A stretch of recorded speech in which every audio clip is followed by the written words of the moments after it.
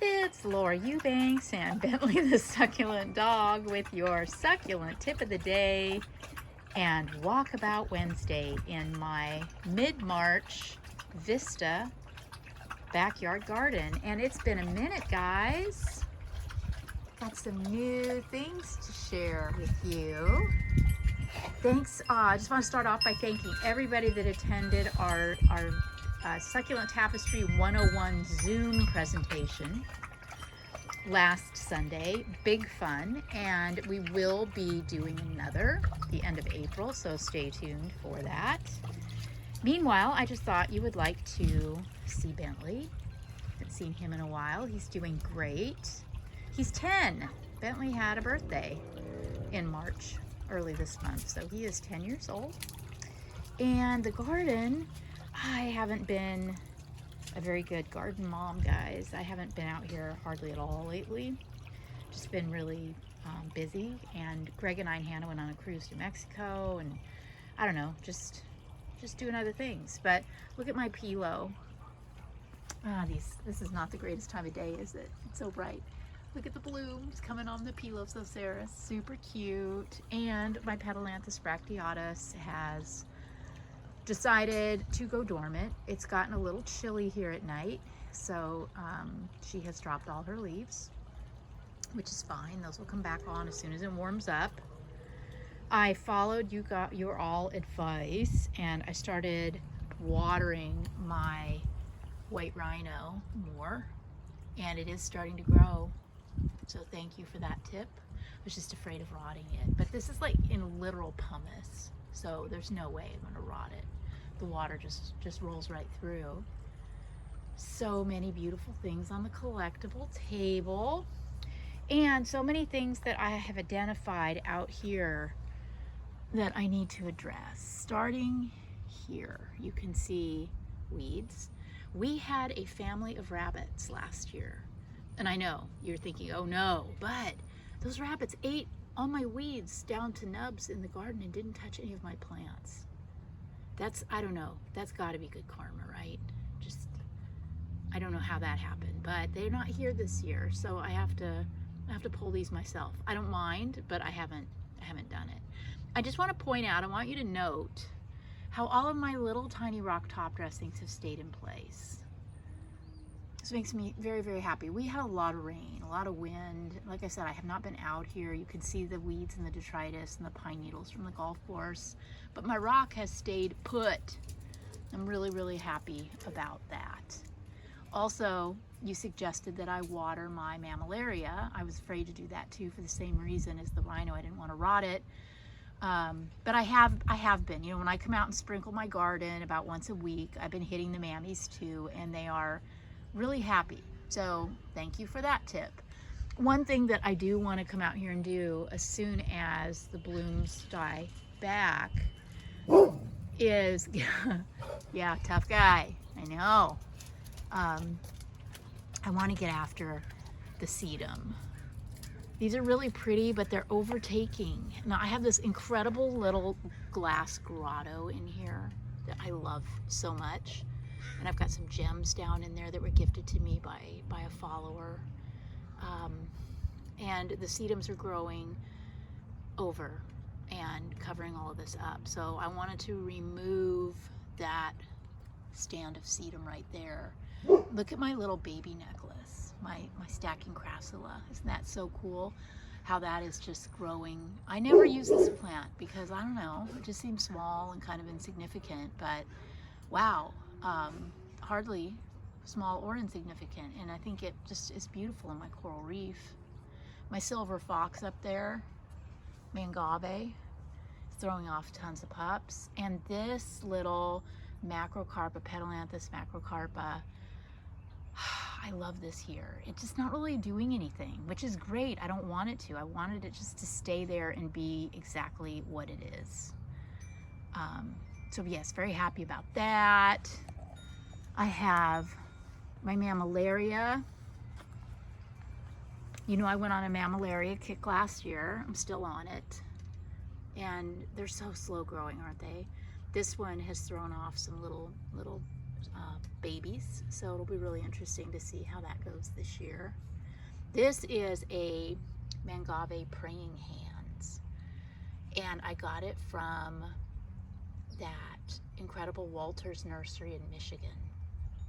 Just sent me all the Mangaves, and this is one of my favorites. So I have 2 in the garden. I planted 1 in the ground here in kind of a protected spot. I mean, it gets sun, but then in the afternoon it gets shade. And then I have 1 on the other side of the garden in a pot. They are both the same size when I started, so I just want to kind of see how that goes, just which one does better and in which location. So that'll be a fun experiment. All right, and then this, yikes, I don't know. Oh, little lizard. This mammillaria that I had in that beautiful Susanok pot, and it wasn't happy in that, and so I moved it over here into the ground. It is not happy here. I don't know, guys. Just slowly dying. I think this one is a goner. But next door is a beautiful Chinocactus grusonii multi, buried underneath all the sedum and the graptos that are just in full flowers, and that's so pretty. My Thonica, just a few days from spring, and I guess my garden didn't get the memo, because you would think we were in the middle of spring right now with all of these incredible blooms. My little key lime tree is can't keep these off. Pick these fast enough. They're just dropping everywhere. So pretty. And this incredible pink witch aeonium that was gifted to me by a client. Look at those. Absolutely gorge, aren't they? Just wow. So yeah, I mean, everything over here I'm happy with. I mean, it's wild, but I love it. I don't want to make any changes over here. I just love how the Crassula ovata and the undulata have knit together with my aeonium sunburst crest, which, yay guys. Remember, I just didn't know about this and it looks so bad. Look at it now. It is gorgeous again. I'm so thrilled. Look. Just look at that. Feast your eyes. It has figured it out. And she has never looked better. So stinking pretty. Now this Mission to Mars Mangave is also spectacular. I had thought about moving this, and you guys are like, no, just leave it. And I'm so glad I did, because I mean, I've seen many of these, and at this maturity they're usually a lot taller. Mine has stayed kind of flat. Again, I'm here for it. I love that. I love that it stayed kind of flat. It is eating my phallic symbol here. Those barrels, you can barely see the one. And then all of the little cutesy plants underneath are completely buried. And then I discovered upon closer inspection that it's actually thrown off a number of pups. There's one right there, a big one. And there's some around the back. So at some point I'm gonna need to get in there and do a little surgery. Excuse me, what are you doing? What are you doing? He's not supposed to be in the sand. Could you please remove yourself from the sand? Thank you. Okay, then look at this incredible Crassula argentea sunset. This silly, you know, nothing burger plant that people are like, man, I don't like jade. Oh my God, it's so pretty. And I've actually kind of bonsai'd this and laced it out from time to time, and just for funsies. And I'm just gonna keep doing that because it's so fun to play with. Oh, bad news. My sweet little Ramosissima here is alomite, look. See down in there? Here and here, it's alomite. Now, it's not really, really bad, and there's none over on this side. So I did treat this with, I double dipped it. I put Ortho Home Defense, I sprayed that on it, and then I also drenched it in the Bio Home tree and shrub. So we'll see. Keep my eye on that. Okay, moving on. Ooh, we look at this. Oh my gosh, can you even? Bentley, get out of the sand. Go. Go on. Go, go, go, go. Sorry. Look at that. Look at that. Wow, Vera Higgins. And then this sedum and how it's blooming. So gorgeous. This whole thing here. Just insane. Now that Antipurpureum euphorbia, I need to get in there. I like the straightness of it against all the softness of the crassulas, but I don't know, something's got to give in there, doesn't it? It's just a little too much of a good thing. And then as we move over, samesies, my Echeverria Blue Atoll, very, very happy right now. This stand of sedum was the first to bloom and it's almost done. Decisions will need to be made there. Look at the color on my Fred Ives. So beautiful, so purple. Ugh. And this Ramosissima that I planted in the ground is gorgeous and it's getting so big. Still no sign of any pups on my Attenuata variegata, but a girl can dream, hopefully one day. My Millii in this garden, love it. They love it here. They bloom for me year round. The blue Aloe Blue Elf are throwing off their blooms. My little collectibles here are very, very happy and very, very cute. Love them. And my look at this, Aluaudia Procera crest is doing some really weird things. Just noticing this. It's like the crests are cresting. This is a giant crest, but then it's like got all these sub crests happening everywhere. Wow. Stand back, guys. I don't know what this is gonna do, but I'm here for it all. It is so stinking cool. And oh God, look at this, my sea dragon.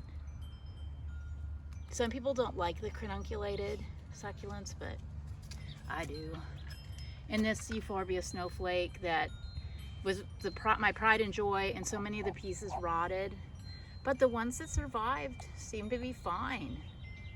So, you know, I'm just gonna hang in there with it.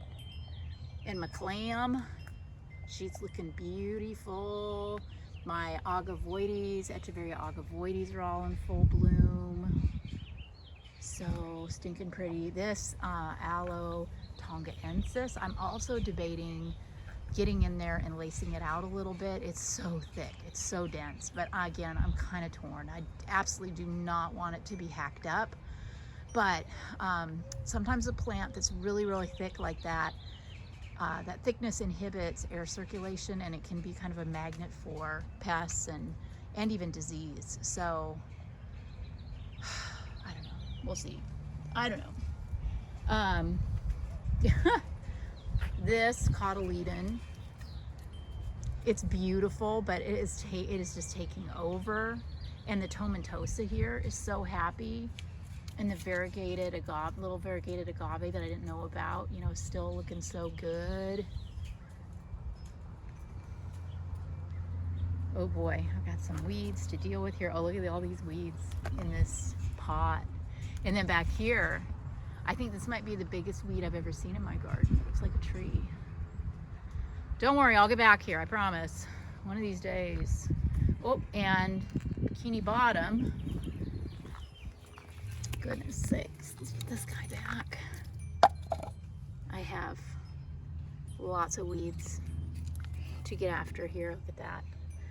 Woo, look at all these weeds. Weeds, weeds, weeds, but it's fun. It'll take me a couple of hours to get out here and do all the weeding. Oh, this is interesting. What in the world?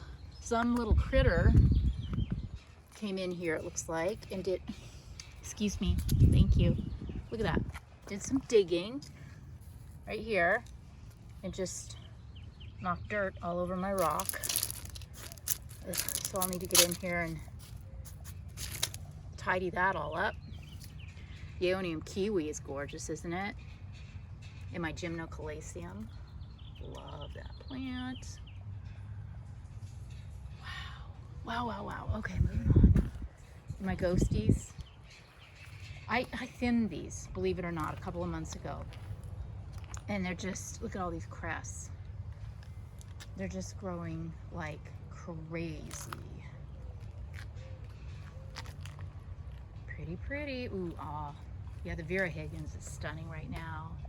In my Opalina, or not Opalina, but Superbum. So, so pretty. And that mammy down there is about buried. Tillis looks great. Over here, this little cutout, you know, that I planted it out as an example of what you can do in a really small space. This is about 1.5 feet deep by maybe 2 feet wide. And it's always been one of my favorite areas of the garden. I mean, I have everything happening in here. I've got a pot, I've got flagstone, I've got a couple of different types of rock and rubble and plants that have just knit together so beautifully. And then my little succulent chair is just so colorful right now. Amazing. More collectibles over here. Cute little cactus, Aluaudia. Look at this cutie. A client gave me this.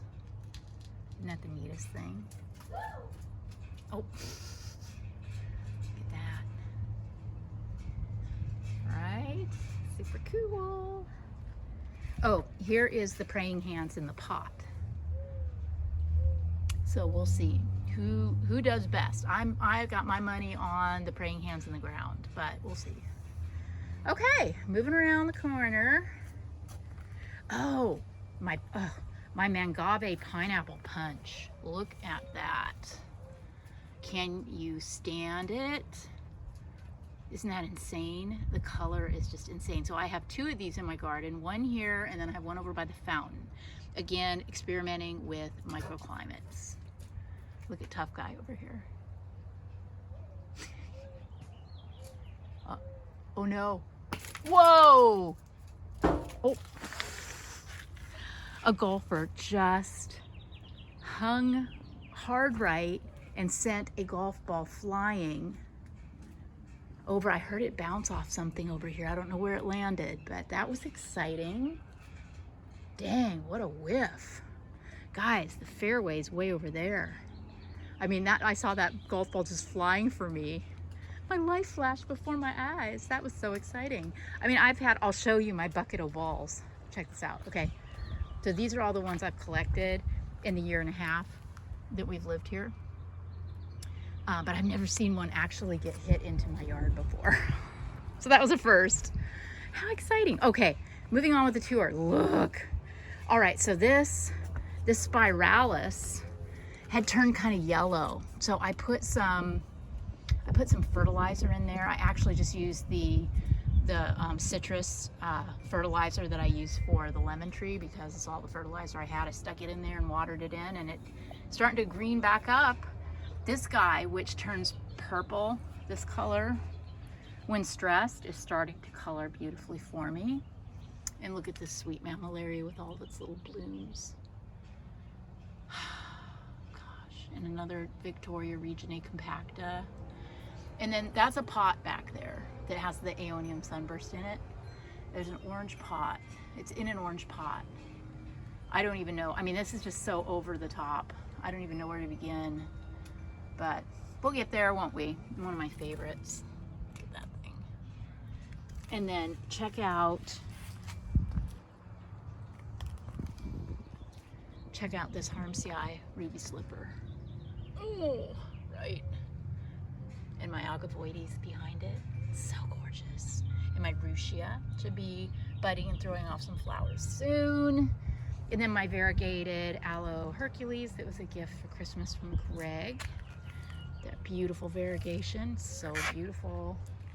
And the lemon tree, yay, it's lemoning. It's got buds and blossoms and fruit, doing its thing.